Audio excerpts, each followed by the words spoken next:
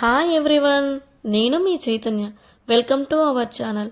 ఈరోజు వీడియోలో ఇంట్లోనే ఈజీగా పన్నీర్ ప్రిపరేషన్ని చూపిస్తున్నాను. ఈజీగా చూపించడం కాదండి, పన్నీర్ చేయడంనే చాలా ఈజీ.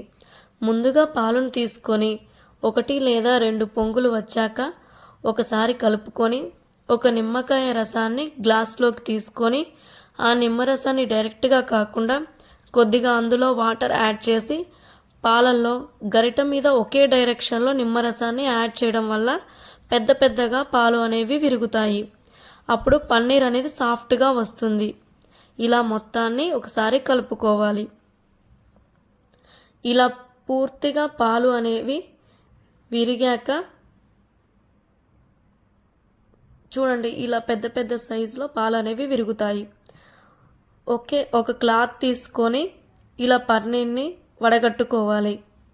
ఇప్పుడు ఈ పన్నీర్ని వాటర్తో క్లీన్ చేసుకొని అందులో ఉండే వాటర్ని గట్టిగా పిండేసి దాని మీద బరువు అనేది పెట్టాలి. ఇక్కడ బరువు పెట్టే క్లిప్ మిస్ అయిందండి, చూసేయండి. పన్నీర్ రెడీ అయిపోయింది. ఇప్పుడు దీనిని మనకు కావాల్సిన సైజులో కట్ చేసుకోవాలి. అంతే అండి, చాలా సింపుల్. ఒకసారి ఇంట్లో మీరు కూడా ట్రై చేసి చూడండి.